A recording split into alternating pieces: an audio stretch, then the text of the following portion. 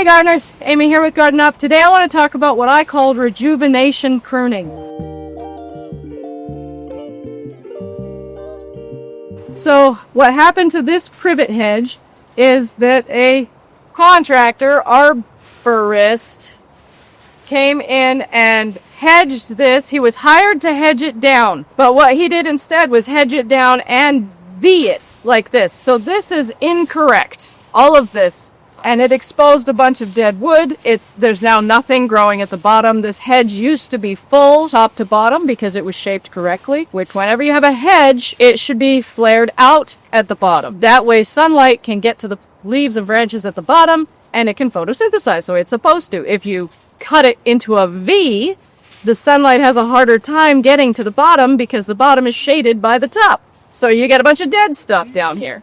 So instead of being nice and full, it is now really sparse. It exposed all this dead wood, which if it's full, it doesn't matter. The dead wood's just in there, that's fine. But now we need to come in and correct it. So this is one of my least favorite things to do in the garden because it's awful, dirty, tedious work with sticks poking in the face and all kinds of stuff. But it's really rewarding when it's done. So just keep that in mind as you work on this project. So timing. The best time to do pruning like this, when you're doing the dead wood, anytime. Dead wood, there's no reason to keep it in there. When you remove dead wood, you're making space for air and light and even water to get down into the roots of the plant and onto the other branches so that the other branches are encouraged to grow more. So you can always remove dead wood. But there are multiple steps to rejuvenation pruning, and some of them are time sensitive. So in this particular case, it is currently the end of summer, almost fall. This shrub is about to go dormant, so it's going to take its energy from its leaves and it's going to take it down and store it in the roots. So if I remove a bunch of green top growth, I'm stealing that energy from the tree. Don't really want to do that right now. It's not going to be catastrophic. Your bush will be fine, but the client wants me to wait and I'm okay doing that. So today what I'm going to do is come in and take out all the dead stuff, and then in the winter or the spring,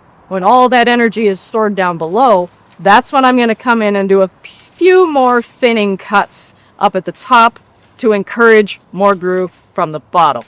Tools you're going to need. Absolutely your hand pruners, a pruning saw, and some loppers. Gloves are a good idea. You don't have to wear gloves. And in fact, I've had one gardener say you shouldn't wear gloves when doing pruning like this because if you accidentally catch your finger in your pruners, you won't feel it if you're wearing gloves until you cut your finger off. So, not wearing gloves is an option. The next thing you need to know is Woody Plant Anatomy 101. You've got your roots, you've got your branches, but there are specific parts of branches that you're going to want to know. So you've got your main branch, and then you've got a lateral branch. This is a secondary branch. Right here, you see where the bark changes. It's a little bit more thick and gritty and grainy right here.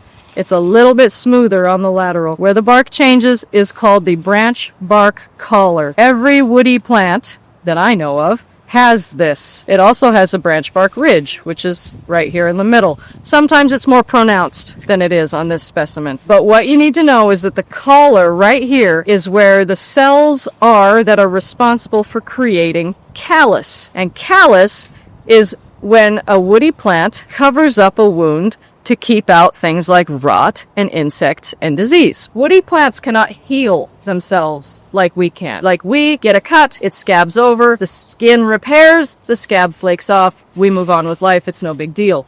Trees cannot do that. Instead, they seal their wounds.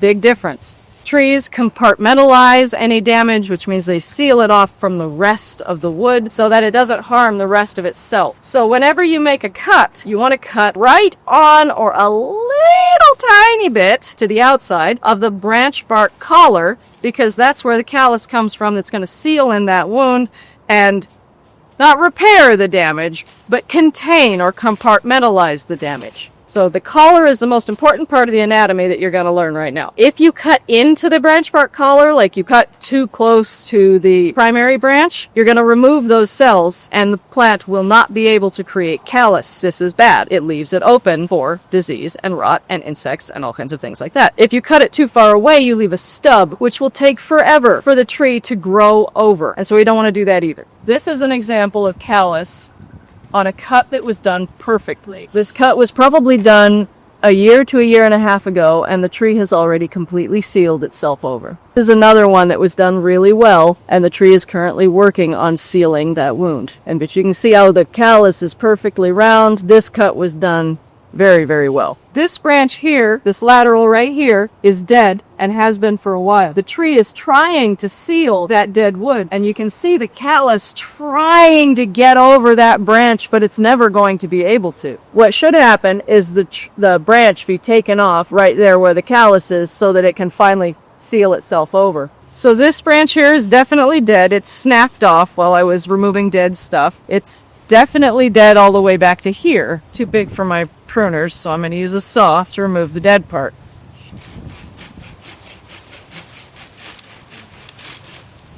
This branch goes up and it looks dead, but I'm not going to just take it all off yet because this client really doesn't want me to remove dead stuff. So I'm going to follow it up, this mess of stuff up here, and just find the ends. That's dead.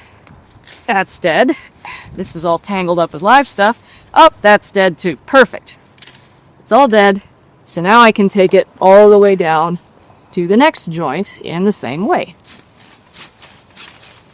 The branch bark collar is on this lateral branch. There's no collar here. So this is called a heading back cut. And how I like to do heading back cuts is you go out just a little bit so you're not cutting into the ridge, but then I make the cut pretty much sort of parallel to the lateral branch. This one, follow it up. There is live growth up here. So I'm not going to take out this branch. That's as far back as I'm going to go with that. But I might follow these little laterals and take out some of this dead stuff. That's dead. Yes, that's dead. The multiple branches all tangled up in each other up here, which is typical when something's been hedged like this. You get what's called hydra pruning. All the dragon heads come flying up and it just makes a big old mess. Yes, this whole bit. So, loppers, opposite orientation on the lateral growth, so I'm just going to do a flat, pretty much sort of flat cut there, heading back. This is all dead, so that can be removed. You can sometimes tell when something's dead by the color or the texture of the bark, but there's a lot of woody species that can trick you with that, and you think you're cutting off something dead when in fact it totally had live growth up at the top. So you just got to be careful. Privet is no exception of that. I do want to take a minute to talk about privet hedges because privet is becoming invasive in some parts of the country, namely the more moist and warmer parts, if I understand correctly. Privet is not invasive here in eastern Washington. It's way too dry. It needs to be watered. So it's not likely to escape our gardens in our area. However, when a client will let me remove a privet hedge, I absolutely remove the privet hedge. In this case, she loves her privet hedge. It's not a problem. Here it is. So I'm going to teach you how to rejuvenate a good hedge using these techniques. See that it's cut off, so I'm going to follow it back and wiggle it around until I can see where it's coming from.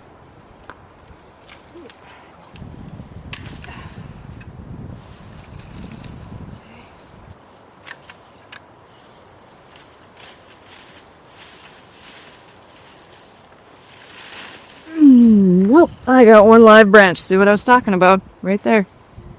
I totally thought this whole thing was dead, but there's a little bit of live on the end. Not enough to justify keeping it, but you can see how all the branches down here are so tangled up. They're crossing, they're rubbing, they're all up in each other's way. They're not doing the shrub any good.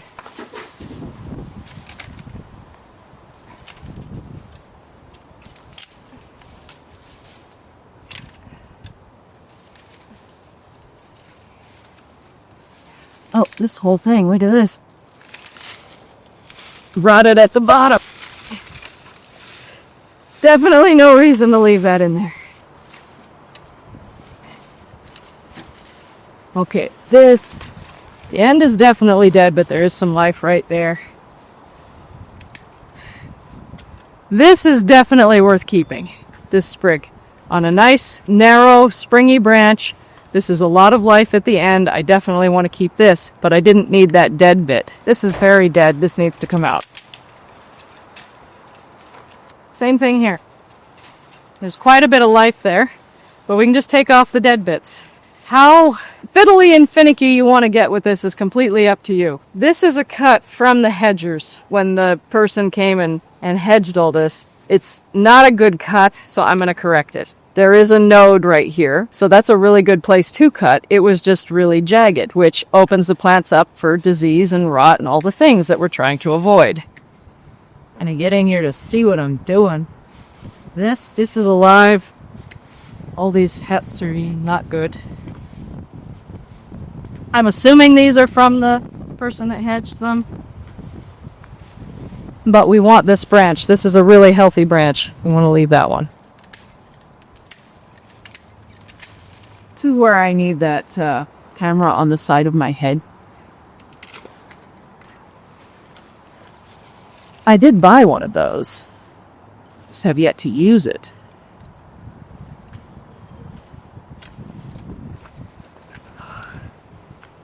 This shrub right here is such a mangled mess of dead branches and stuff. I don't even know where to start. So I'm going to start with whatever I can reach, wherever I can get my tools in to start cutting.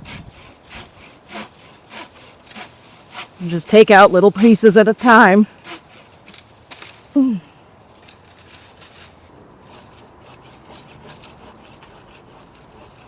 Keeps pinching my saw. So there's a few things you can do if your saw gets pinched. You can either push the wood away from the saw, because often it's just pressure building up. Or what I do sometimes is I'll take the saw out, turn it slightly, and that makes the cut just a little bit wider.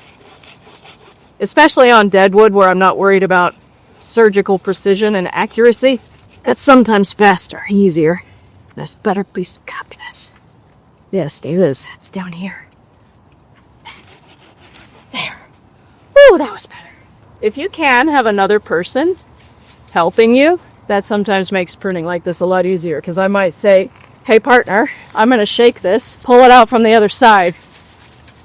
And it's a lot easier to clear out the dead stuff that way.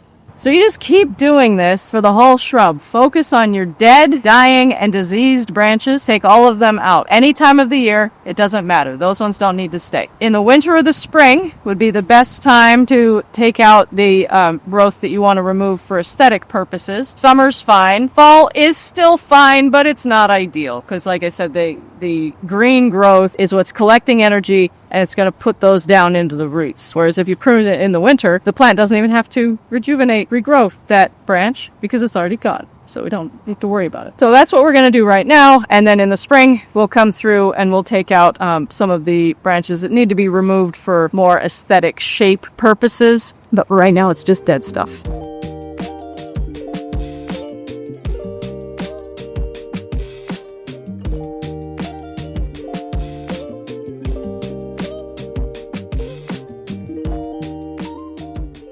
So this much is what I've done so far. I've been working on this for a few hours over the course of 2 visits. And then this is what I have left over here. This is the worst section of the whole thing. This shrub is actually falling over, and I'm not quite sure yet how we're going to repair it.